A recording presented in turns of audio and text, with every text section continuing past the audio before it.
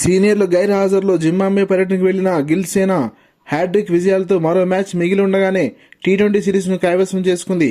మొదట టీ20లో అనూహ్య ఓటమితో పడిలేచిన కెరటంలా యువ భారత్ జింబాబ్వేపై పూర్తి ఆధిపత్యాన్ని చెలాయించింది.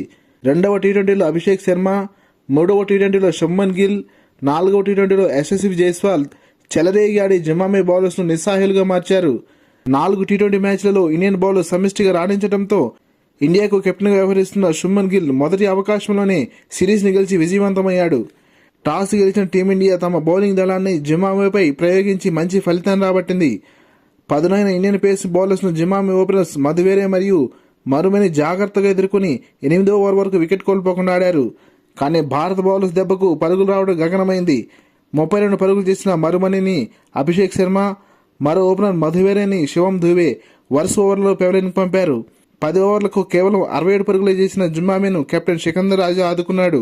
28 బంతులు 3 సిక్సర్లు 2 ఫోర్ల సహాయంతో 46 పరుగులు చేసిన సికందర్ రాజా భారీ షాట్ ఆడే ప్రయత్నంలో ఆరంగరేట్ బౌలర్ తుషార్ దేశపాండే బౌలింగ్లో వెనుదిరిగాడు.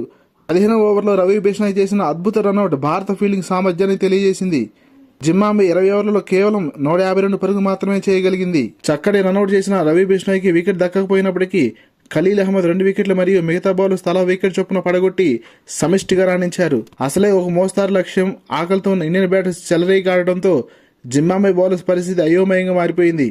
ముఖ్యంగా ఓపెనర్ జైస్వాల్ పవర్ ప్లేలో కేవలం 26 బంతుల్లో 47 పరుగులతో పరుగుల సునామీ సృష్టించాడు. జైస్వాల్ మరియు గిల్ దెబ్బకు ఇండియా 6 ఓవర్లకు 61 పరుగులు సాధించింది.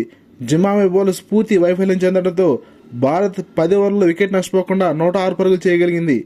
శుభ్మన్ గిల్ కూడా చెలరేగి ఆడటంతో 15.2 ఓవర్లోనే ఇండియా లక్ష్యాన్ని అందుకుని 10 వికెట్ల తేడాతో జింబాబ్వేని చిత్తు చేసింది. జైస్వాల్ 53 బంతుల్లో 93 పరుగులు మరియు శుభ్మన్ గిల్ 39 బంతుల్లో 58 పరుగులు చేసి భారత జయయాత్రను కొనసాగించారు.